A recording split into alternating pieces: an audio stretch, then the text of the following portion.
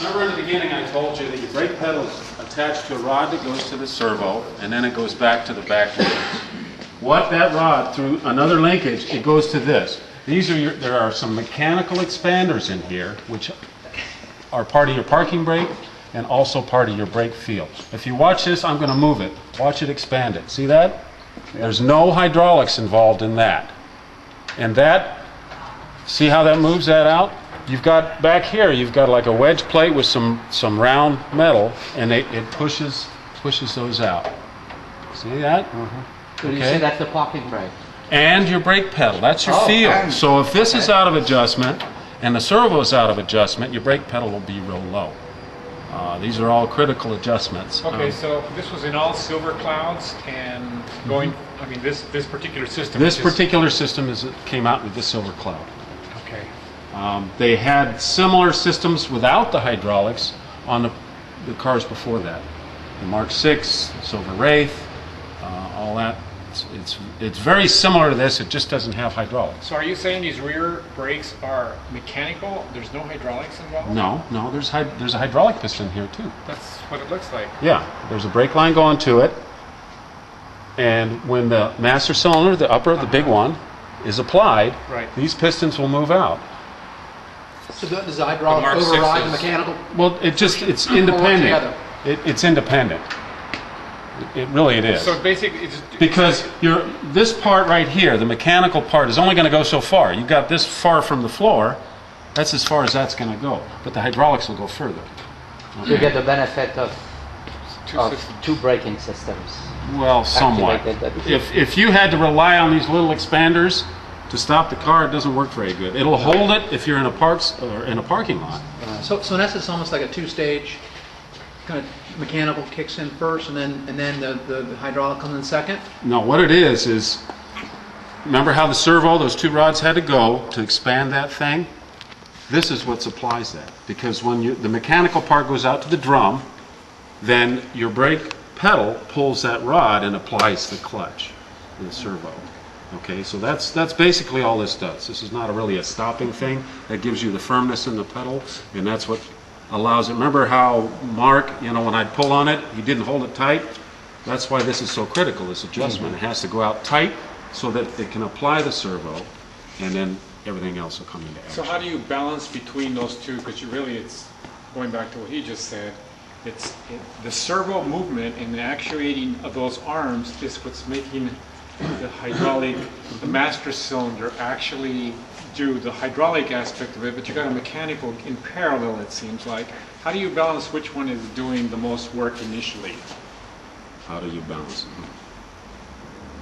Or do you balance it, or you just... The mechanical part, the adjustments are critical for the proper operation of everything else.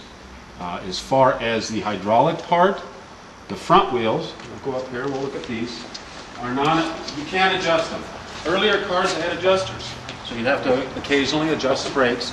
These are self-adjusting.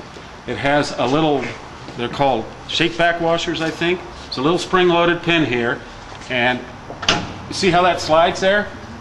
What it does is it applies a little bit of friction, so every time you apply the brakes and it goes out to the drum, it holds it there, kind of. Okay? So it's self-adjusting in that mode. That's why on the Silver Clouds you'll notice, we'll notice more when we get Susanna's and Benoit's car in. The front brakes drag on these. You can spin the wheel, and you can't spin the wheel. Like on an earlier car with the adjusters, you can spin them sometimes and you adjust them, but it has a drag on it all the time. In the rear, they don't. They've got those springs that pull it back, and it has adjusters. These are your wheel cylinders. This one goes to the smaller master cylinder. There's one on each side of the car. This one goes to the upper, and then also the upper goes to the rear wheels. Ronny, how much does the Silver Cloud weigh? I don't know. About 4,700. Okay. Yeah. That's like I said, my small brain. That's something I can look up, so I don't store all that kind of stuff. All right, seriously, I don't. I learned it when mine got shipped. My first one got shipped over from England. Okay. Okay. Now here's you. You asked earlier about the brake shoes. a whole assembly is a shoe. This part out here, the friction part, is a lining. Okay, that's what wears. If the hydraulic part of these wheel cylinders start leaking, they'll get saturated in brake fluid, and they don't work very good after that. I've cleaned them before, but they still never work that good. We can go back over to that bench, and I'll show you the linings. Here's a factory lining. You can see there's metal embedded in it. Okay, these are very hard. This is a non-factory lining. It's more of an organic compound. I always use the factory ones. They last longer, they're harder, they stop better. They're expensive. I think these are about $70 or $80 each, and you got 8 of them on the car. Are those linings front or rear? The linings are the same all the way around. This is a grand experiment. Sometimes the brake drums essentially are 11¼ inches in diameter. You're allowed to machine them to 50 thousandths over. But I just did some on a car like this. They were 120 thousandths. And what happens, do I have that shoe? The drum is too big, so the brake lining doesn't wear properly. If you look at this closely, see how thick the brake lining is there? It's thinner over here. That's from an oversized drum. So you're not using the whole shoe. You're only using a little bit, and it'll wear out. And a lot of the reasons that a lot of cars still have oversized drums is the cost.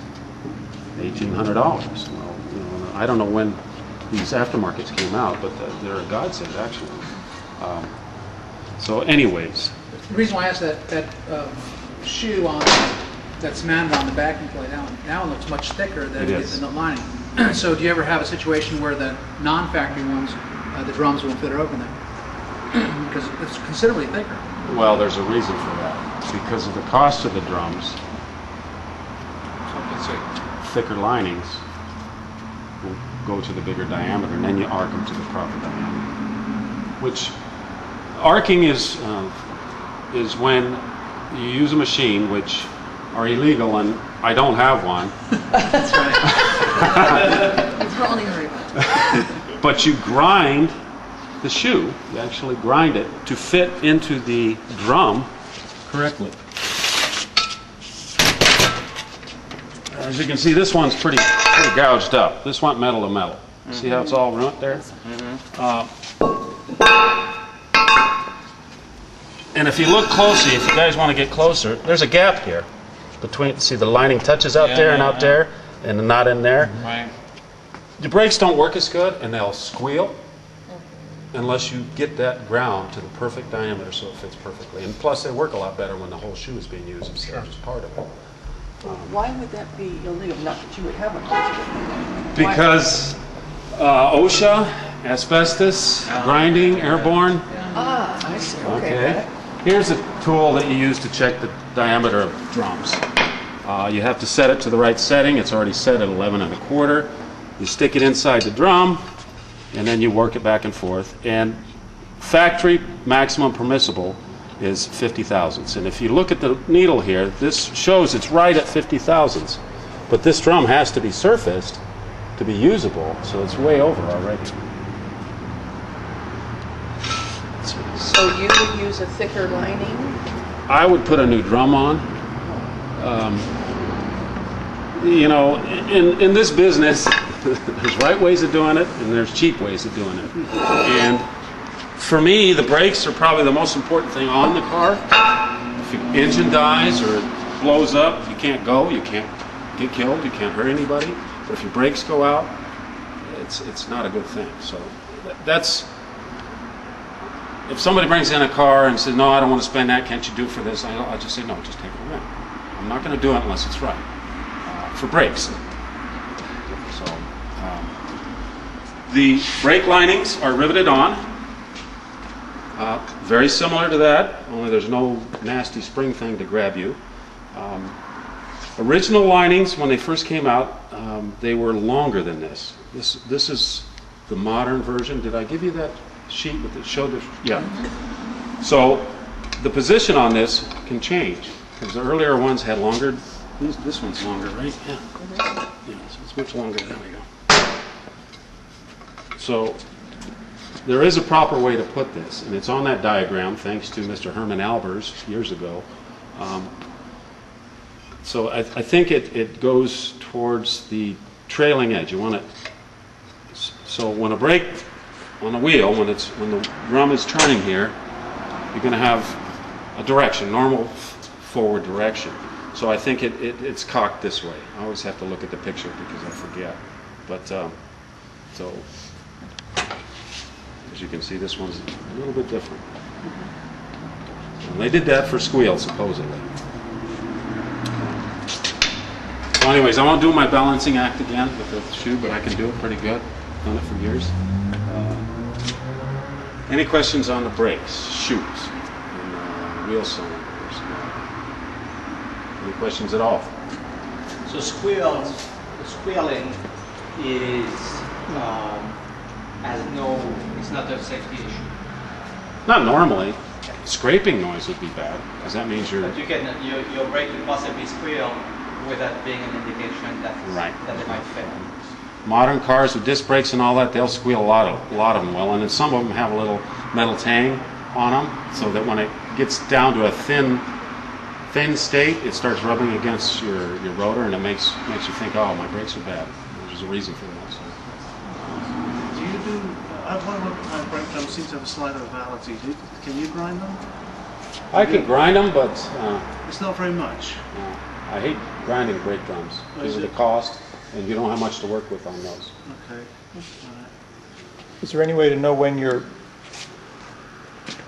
pads are getting thin, when it's time to change them, when it's time to do something about it? Mm-hmm. Pull the drums off and inspect them. Okay. But without that. There's no other indication that you drive. And once you hear something bad, then it's too late. It's too late. And that's something, you know, the Silver Clouds, I love these cars, I really do. But, you know, when I service them on an annual maintenance, I always pull all of them, you know, not just one, and take a peek, just because of that.